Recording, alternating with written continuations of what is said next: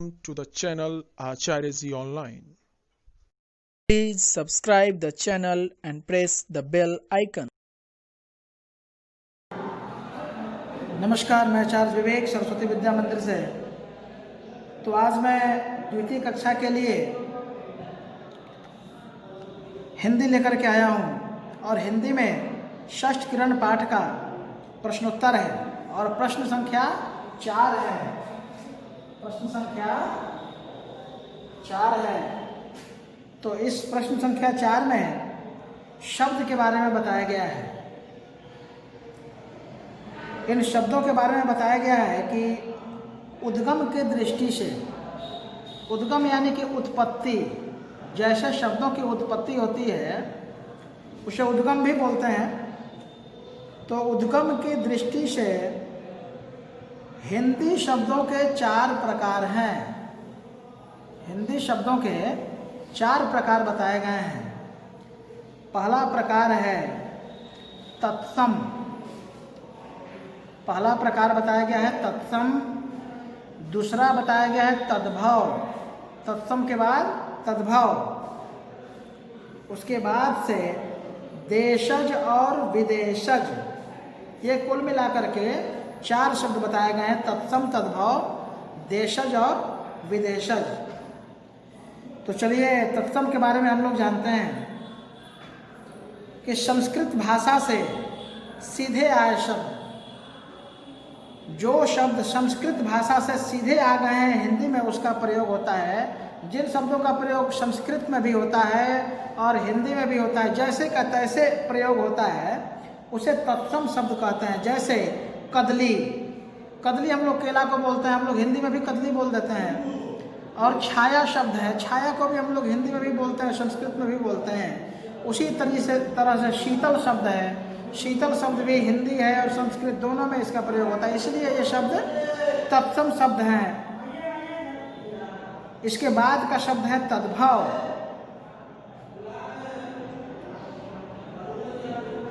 तद्भव शब्द है तो संस्कृत भाषा के शब्द जो सरल होकर हिंदी में आए। देखिए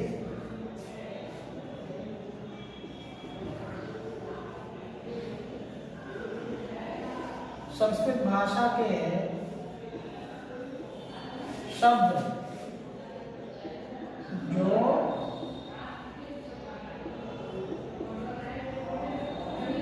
सरल होकर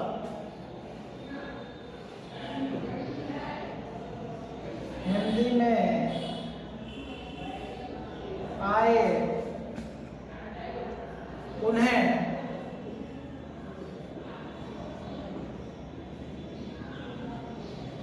तद्भव शब्द कहते हैं।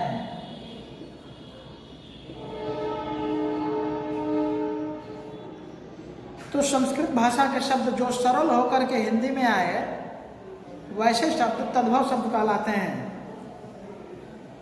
जैसे कदली, देखिए कदली, कदली मतलब क्या हुआ?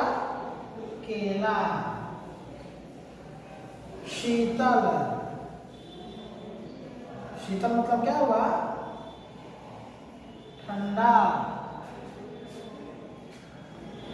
छाया मतलब क्या हुआ? छाव। छाया मतलब क्या हुआ? छाव। और आगे का है पक्षी से पंछी। ये पक्षी शब्द संस्कृत का है और हिंदी में भी प्रयोग होता है। इसका होता है पंछी। तो आप लोग तद्भव मतलब समझ गए। संस्कृत भाषा के शब्द जो सरल होकर के हिंदी में आते हैं, वैसे शब्द तद्भव शब्द कहलाते हैं। और आगे का शब्द है देशज। देशज यानी कि अपने देश में जो बोला जाता है, अपने गांव में जो बोलचाल की भाषा है, अपने यहाँ जो बोलचाल की भाषा है, जिसका प्रयोग हम लोग हमेशा करते हैं, उसे हम लोग देशज शब्द कहते हैं। चलिए तो इस बार एक बार इसको भी लिख देते हैं। इसको भी लिख देते हैं। आप सभी लोग ध्यानपूर्वक इसको कॉपी में अवश्य उतार लें ताकि आप लोगों का फेयर भी चेक हो सके। आगे का शब्द है देशज। तो ऐसे शब्द जो गांव के बोलचाल में बन जाते हैं।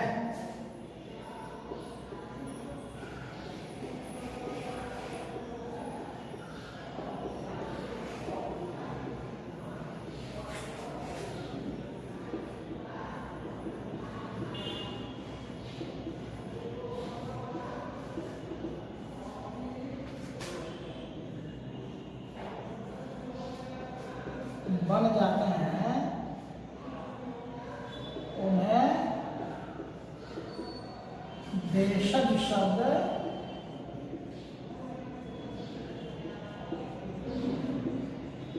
कहते हैं। जैसे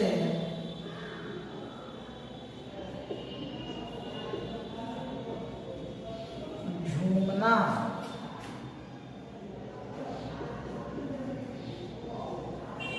चिड़िया,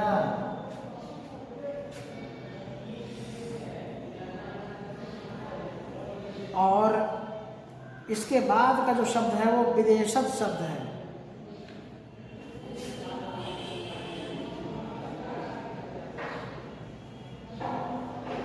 विदेशज शब्द कहने से तात्पर्य यह है, देशज और विदेशज, इसको आप लोग अच्छे से समझ पा रहे होंगे। तो विदेशज शब्द का अर्थ है जो विदेशी भाषा से हिंदी में आए शब्द। वैसे शब्द जो विदेशी भाषाओं से होकर हिंदी में आए उन्हें विदेशज शब्द कहा जाता है। तो इसको मैं परिभाषा लिख रहा हूं, देखिए।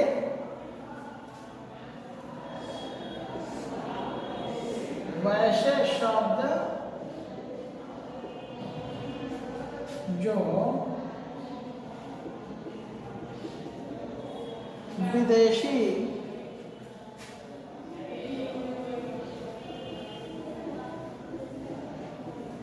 भाषाओं से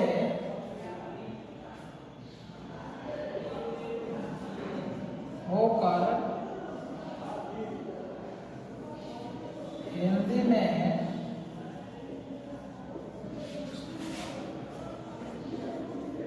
आए हैं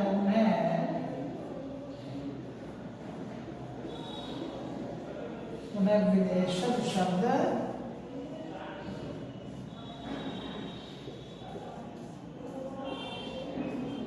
कहते हैं। जैसे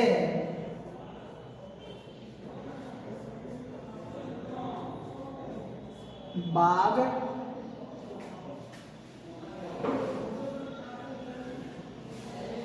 गुलाब, गर्म,